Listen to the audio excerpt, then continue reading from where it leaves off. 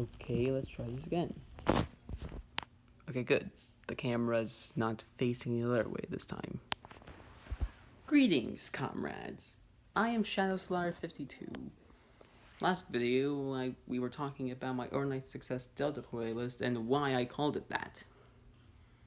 Mainly because the playlist goes on overnight, again and again.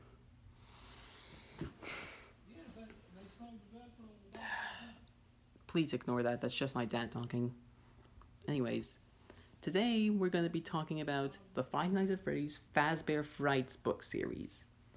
Now, I don't really have those books per se, but I do have the first 3 books. Silver Eyes, Twisted Ones, Fourth Closet, you name it. Actually, those are the main 3. Anyways, first up is the first Five Nights at Freddy's story, Into the Pit. It's about a kid who goes into a time-traveling ball pit and witnesses the Five Nights at Freddy's murders of 1985, caused by a Spring Bonnie, a man in a Spring Bonnie costume. But between you and me, I don't think that was William Afton in there. I think that was an abomination of some kind, disguised as a Spring Bonnie suit, with a lust for blood. Anyways, that child's father ended up in the ball pit with Spring Bonnie, and now, well, that kid whose name is Oswald now sees that bunny every time he sees his father. Okay, time for the second story, To Be Beautiful. It's about a little girl named, I think her name is either Sarah or Eleanor. I'm just gonna say Sarah. She was walking along home when she suddenly finds an animatronic in a scrapyard, which looked like Circus Baby, but with a totally different design and a much longer neck, like Candace from Phineas and Ferb. But on a serious note, every time she took that machine home, and every time she made a wish to be beautiful. But what we didn't know was that every night while Sarah was asleep, that animatronic was removing her bones and organs and replacing them with robot parts. She also gave Sarah this heart necklace, which I think sealed everything. That necklace made her beautiful. And if she removes it, she'll look like a half human, half android thing. That story was pretty wild. Then, in the last part of the book, we see that same animatronic replacing Eleanor, like stealing her identity altogether. I think that's the name of the animatronic. I think her name is Eleanor. I'm just gonna call her Eleanor. Then, okay, next story, Count the Ways. That is where a girl who's, I think her name is Millie. Yeah, Millie. Anyways, she was one of those emo tweens who had no friends. And she ran to this Funtime Freddy animatronic and looked inside. And the next thing she knew, BAM! She was trapped inside Funtime Freddy. She was stuck inside of him, trying to figure out how she wanted to die. I even heard that Husta and Dako are in the middle of figuring out the song. But it's taking a lot longer than I thought it would be. So far, I only know these lyrics. I'll cut you into little bitty pieces, or freeze you till your blood runs cold, or stab you till your heart stops pumping. I'm here to realize your wish from what I'm told. Seems nice. I also caught this line. Electrocution seems enticing. Classic. Anyways, basically, she was in Funtime Freddy, and somehow she died. Okay. You know what? Screw the stories. Some of you might have already read them. I'm just gonna go over the animatronics that were in there. Okay, Book 2. Fetch. In that story is an animatronic dog named Fetch. An iPhone-powered robot who was planned to fetch anything for him. But that animatronic went too far. The last thing I think I remember him biting off the kid's uncle's finger, and then killing killing his crush. Yeah, that was pretty gruesome. I don't really know what happened to the dog though. I think it was disassembled or something. Anyways, in the next story, well, I don't really remember the title of the next story. I'm just gonna call the next story Lonely Freddy's. And that story's animatronic is called the Lonely Freddy. And it has the power to switch bodies with humans. And this isn't the first time this happened. There were many of them. Yeah, it happened to a kid named Alec, who was just trying to make things right with his family, and then boom, got body swapped.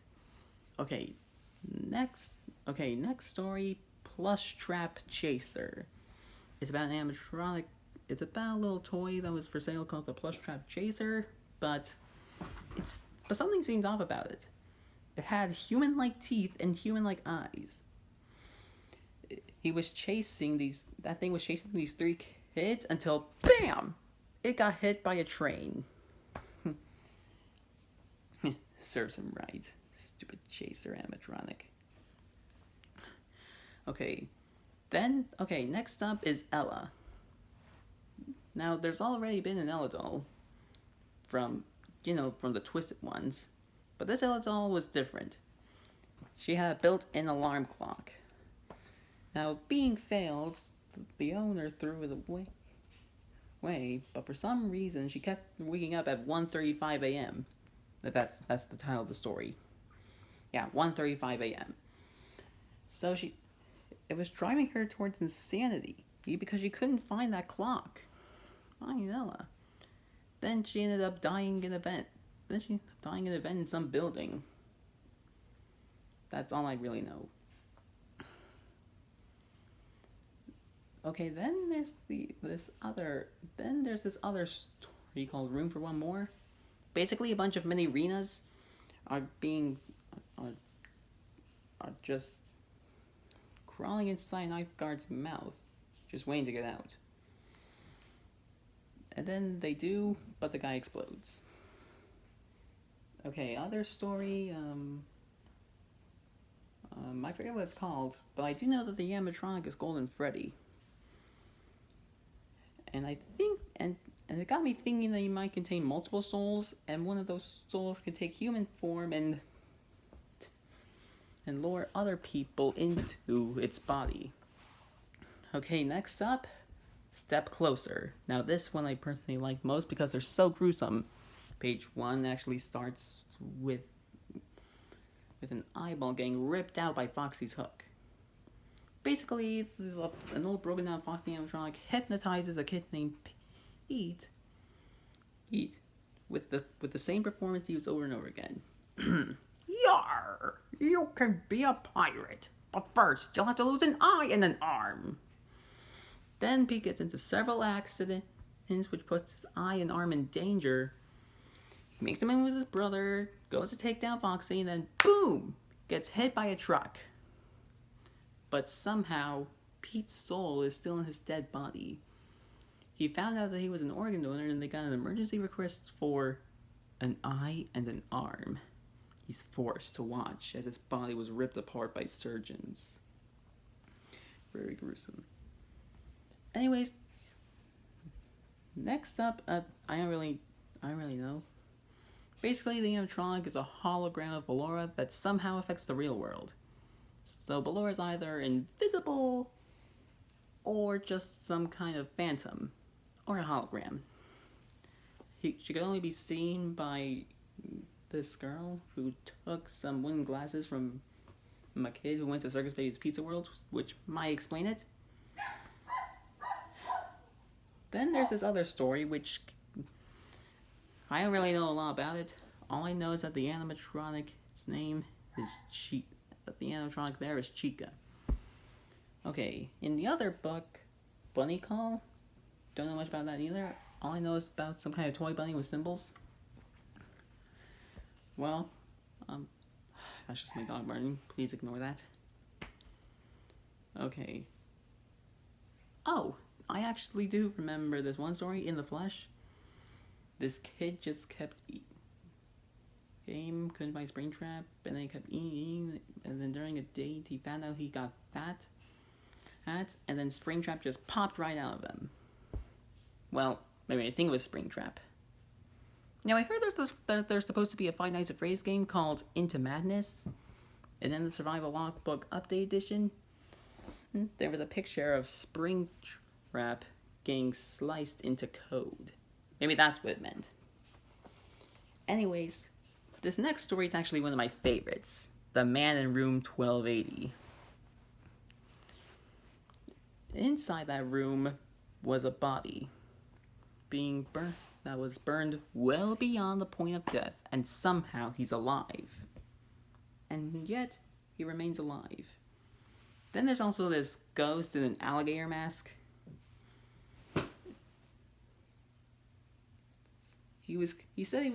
I think he was trying to keep his killer alive against everybody's attempts at his life. And I'm pretty sure that the Man in Room 1280 is just the book version of William Afton. Because I heard in the Fourth Closet that he was pulled into a fire. He was pulled into a furnace. And that kid must be keeping his killer alive. But if that's true, then that can only mean one thing, people. William Afton may still be alive. Okay, that's everything I know. I do know what the abomination is going to be in the next book, though. The Blackbird. But that won't come out till probably next year.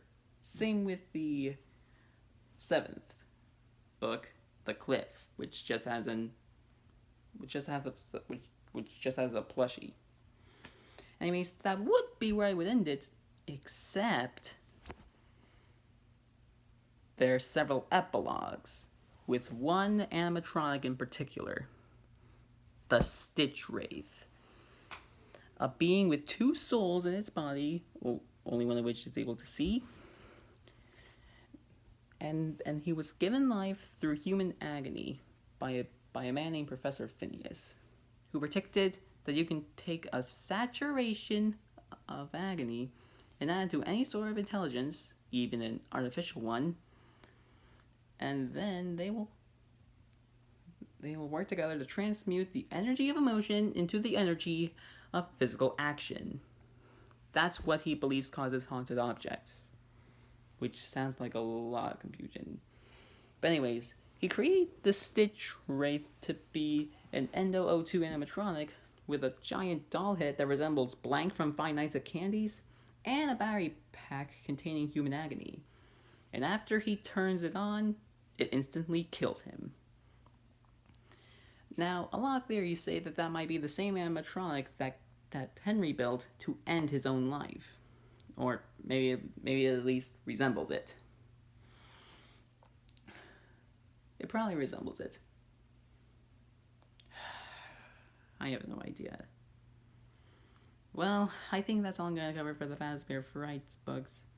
Anyways, be sure to like, comment, rate, share, and subscribe. Next time, we'll be talking about my version of the Five Nights at Freddy's timeline.